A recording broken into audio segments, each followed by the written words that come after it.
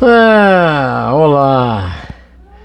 Vamos ter que voltar nossa atenção mais uma vez para a vaidade desse Tribunal Superior Eleitoral, que não resolve nada e quer receber todos os louros pelas vitórias da democracia brasileira, né? Dessa vez eu vou me apropriar de uma frase do meu querido amigo professor Dionísio da Silva, em latim: Laus propria inore vilecit. Elogio em boca própria perde todo o valor. Pois é, o Alexandre de Moraes diz que essa eleição teve dois vencedores, eu já falei nisso, né? O povo, a sociedade brasileira e o Tribunal Superior Eleitoral. Vamos voltar a comentar isso, agora com essa citação em latim que o Dionísio me mandou aqui, né?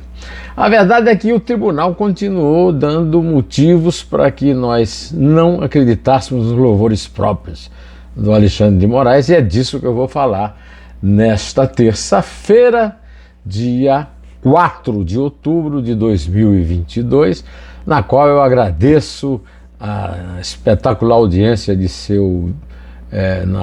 no meu vídeo do dia da eleição e do dia posterior à eleição. E eu quero aqui mais uma vez pedir que você continue firme aí, porque é você que me segura aqui, e eu quero que você me sugira para os amigos, para as redes sociais, etc, né?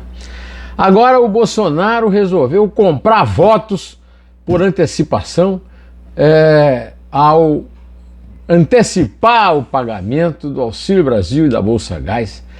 Que isonomia é essa? Ele está no segundo turno da eleição presidencial contra Lula. O Lula não tem esse poder de usar os cofres públicos, então não há isonomia, e isso devia ter chamado a atenção já do Tribunal Superior Eleitoral, que devia ter proibido.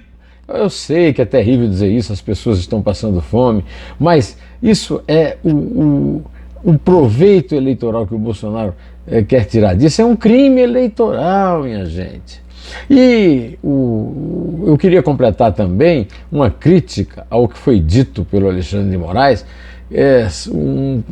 considerando que o comparecimento dos eleitores e a queda do número de votos brancos e nulos é um sinal de que o povo resolveu prestigiar o tribunal.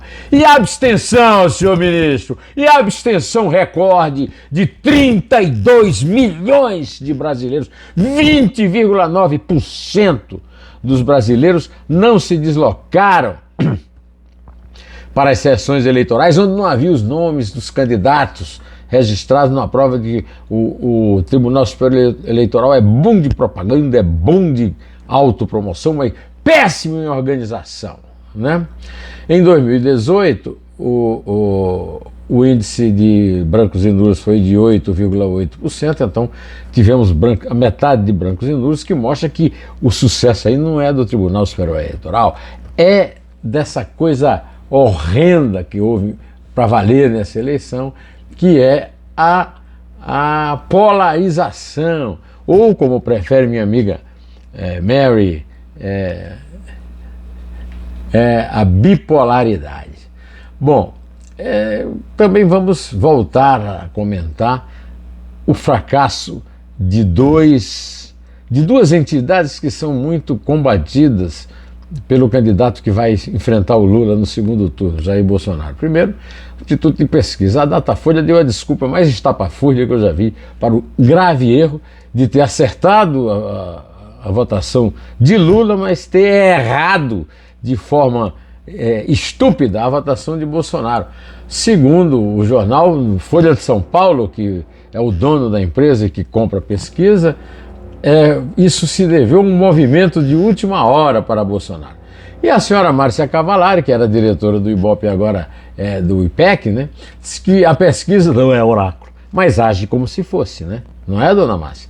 Bom, também o outro derrotado nessa eleição foi a imprensa, que eu queria, meus colegas, lamentar os meus colegas que estavam colocando no ar, na Globo News, uma coletiva do governador de Minas, Romeu Zema, apoiando o Bolsonaro no Palácio, e cortaram para ouvirmos comentários de Miriam Leitão e Valdo Cruz. Por mais interesse que esses comentários tinham, o corte da entrevista foi de doer, né? Mesmo porque em seguida puseram a entrevista do Carlos Lupe e essa foi inteirinha ao ar. Ele é que determinou a hora de sair do ar, né? O Carlos Lupe falou do apoio unânime, inclusive do candidato Ciro Gomes a Lula. De fato, esperei a gravação do Ciro, é claro. O Ciro gravou um vídeo. Pode ter apoiado o Lula na reunião do PDT, mas no vídeo o acesso ao que eu tive a palavra dele, não. Ele não disse em quem vai votar, não pronunciou a palavra Lula e esse é um estranho apoio. Ao contrário do apoio do ex-juiz Sérgio Moro, inimigo do PT, que apoiou o Bolsonaro e que recebeu do Bolsonaro um carinho. Olha, nós superamos nossas divergências. Não é bem o caso, né? Olha, eu quero lembrar que é muito difícil um candidato que chegou em primeiro lugar no primeiro turno perder o segundo. Particularmente quando tem uma diferença notável como é a do Lula sobre o Bolsonaro. O Lula teve 48,4% dos votos válidos, 1,6%, 1,5 percentual por cento, que não permitiu que ele ganhasse no primeiro turno e realizasse a estupidez da propaganda do voto útil, né, com o qual o partido terminou lamentando a sua vitória em vez de comemorar. O Lula teve 57.259.504 votos e o Bolsonaro 51.072.345, ou seja, 43,2%. Não é fácil superar 6 pontos percentuais. Não é fácil superar 7 milhões de votos. Que, aliás, não são só 7, né? Tirar 7 milhões de votos do Lula, enquanto que o Lula está precisando aí de 2 milhões de votos desses apoios que vêm para ele. Eu quero aqui pedir licença para ler duas mensagens, uma que eu recebi do meu sogro, Alexandre Tabazara, militante político, bastante militante lá na Paraíba, que me mandou e me pediu que eu transmitisse para vocês as seguintes perguntas. Quem financiou a campanha do general Pazuello, responsável por tantas mortes, e de Ricardo Salles, que queria acabar com a Amazônia? Por que ninguém perguntou sobre os 90 mil depositados por Fabrício Queiroz, que, aliás, perdeu a eleição para deputado? É uma boa coisa para comemorarmos, né? Na conta de Michele Bolsonaro. Aí ele faz uma pergunta mais dura ainda. Diga-me uma coisa boa que o genocida fez pelo Brasil. Quem me convence que ele, Bolsonaro, não aumentou o preço do combustível para baixar na eleição? Será que Lula não vai perguntar sobre o orçamento secreto durante o segundo turno, que de tão imoral teve que ser oculto aos olhos da população? E por fim, será que os órfãos dos 700 mil brasileiros que pereceram na pandemia da Covid vão votar no sujeito que ajudou com inércia e sensibilidade nessa mortandade que abalou a estrutura familiar e social da nação brasileira? Pronto, estão aqui feitas as questões apresentadas por Alexandre Tabajara. Um amigo meu, fundador do PT, não está tão otimista em relação à vitória do Lula, não. Ele acha que o Lula precisa seguir aqui um vademécum. Ele me pediu que não citasse o nome dele, mas ele fez um vademécum aqui. Ele disse: Lula precisa ampliar o comando da campanha e retirar a impressão de que é monopólio do PT. É essencial colocar o Geraldo Alckmin como coordenador geral no segundo turno, com poderes para ampliar a campanha e o futuro governo. Deixar Gleisi Hoffmann e a Luiz Mercadante para cuidar somente de temas internos do PT, não podendo mais monopolizar como fizeram no primeiro turno.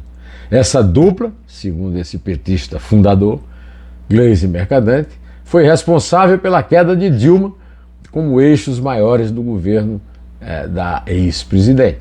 Foi essa dupla também que introduziu Dilma na campanha, dando centralidade absurda, quando não agrega um único voto, pelo contrário, como foi o caso de atacar Michel Temer, quando ele havia elogiado a honestíssima.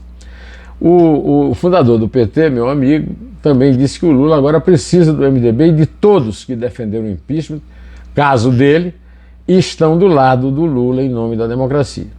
Assim, deixar Dilma com Gleisi Mercadante unicamente para dentro do PT, animar a militância, assumiram frentes internas de mobilização, mas jamais ter a centralidade destrutiva que houve no primeiro turno.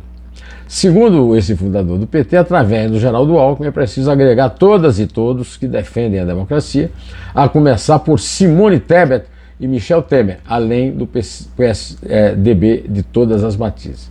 Abrir os palanques duplos, onde tiver segundo turno no campo democrático, a exemplo da Paraíba e de Pernambuco. Lula deixar claro que não tem qualquer discriminação contra qualquer democrata interessado a participar de sua campanha.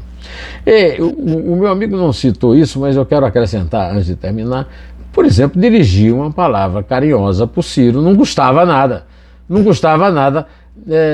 se dirigir ao Ciro antes do Ciro se pronunciar. Quem sabe até o Ciro, em consideração a isso, citasse o nome dele, né? Mas eu vou ficando por aqui, convidando você para ver esse vídeo que eu fiz no dia da eleição.